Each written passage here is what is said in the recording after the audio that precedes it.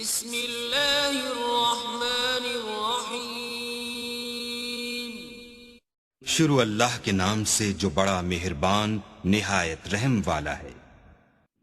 السلام علیکم۔ آج ہم کلاس سیکنڈ ایئر کے مطالعہ پاکستان کا چیپٹر نمبر 1 پڑھیں گے، جس کا نام ہے اسلامی جمہوریہ پاکستان کا قیام۔ ہمارا آج کا ٹاپک ہے تحریک پاکستان کا مختصر تاریخی پس منظر۔ پاکستان کا قیام برصغیر پاک و ہند میں مسلمانوں کی آمد اور اسلام کی اشاعت کا نتیجہ تھا۔ جنوبی ایشیا کے ساتھ عربوں کے کافی پرانے تجارتی تعلقات قائم تھے۔ اسلام پھیلنے کے بعد یہاں پہ مسلمان بزرگان دین نے تبلیغ کی غرض سے جنوبی ایشیا کا رخ کیا۔ وہ جنوبی ایشیا تشریف لے آئے اور اس طرح 712 میں ایک بہادر مسلمان جرنیل محمد بن قاسم نے سندھ فتح کیا اور یوں سندھ اور ملتان کے علاقوں پر عربوں کی حکومت وہ قائم ہو گئی، جس کے فوراً بعد یہاں کے ہر شہر اور ہر قصبے، ہر گاؤں میں مسجدیں بنائی گئیں اور اسلامی علوم کی تدریس کے لیے بہت سے مدارس بھی کھولے گئے۔ مسلمان بزرگان دین نے سندھ میں اسلام کی اشاعت و تبلیغ کا کام شروع کیا اور ان کی ان کوششوں سے بڑی تعداد میں مقامی لوگ وہ مسلمان ہو گئے۔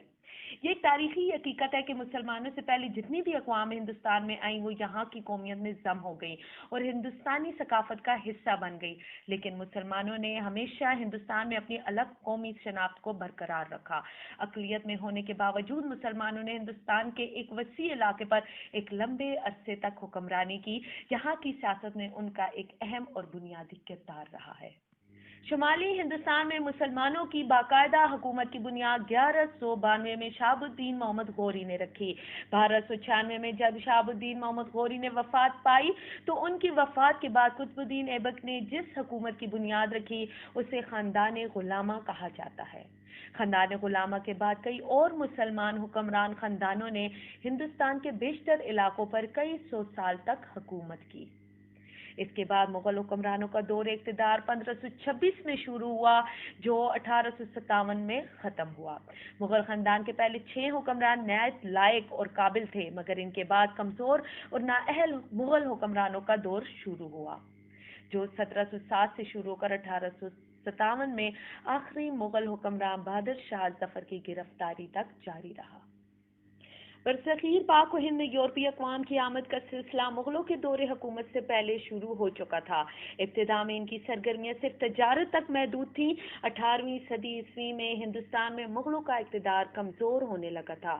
ایسٹ انڈیا کمپنی نے یہاں کے حکمرانوں کی کمزوریوں اور اندرونی انتشار کا بھرپور فائدہ اٹھایا اور آہستہ آہستہ ہندوستان کی اندرونی سیاست میں اپنا اثر و رسوخ بڑھانا شروع کیا۔ 1857 تک ایسٹ انڈیا کمپنی ہندوستان کے بیشتر حصوں پر قابض ہو چکی تھی اور آخری مغل حکمران بہادر شاہ ظفر کا اقتدار صرف دہلی شہر اور اس کے گرد و نواح تک محدود ہو چکا تھا۔ 18ویں صدی عیسوی میں ہندوستان میں مسلمانوں کے اقتدار کا زوال شروع ہوا اور بالآخر انگریزوں نے مسلمانوں سے اقتدار چھین کر ہندوستان پر اپنا قبضہ جما لیا۔ انگریزوں نے ہندوستان پر اپنا اقتدار قائم کرنے کے بعد یہاں ایسی پالیسیاں اختیار کی جن سے یہاں کے لوگوں کی سماجی اور اقتصادی زندگی پر منفی اثرات مرتب ہوئے۔ خصوصاً ان کی اقتصادی پالیسیوں کی وجہ سے ہندوستان کے لوگ معاشی بدحالی کا شکار ہو گئے تھے۔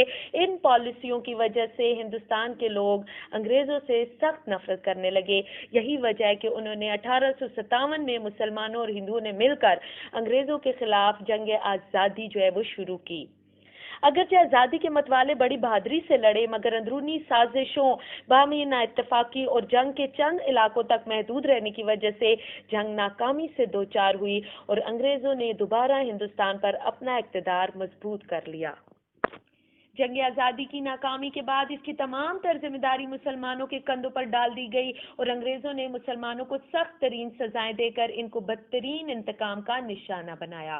اس جنگ میں اگرچہ ہندو اور مسلمان برابر کے حصے دار تھے مگر انگریز سمجھتے تھے کہ بغاوت کے اصل ذمہ دار مسلمان تھے، کیونکہ انہوں نے مسلمانوں سے اقتدار چھینا تھا اور ان کو شک تھا کہ جنگ آزادی کے ذریعے مسلمان اپنا اقتدار بحال کرانا چاہتے تھے۔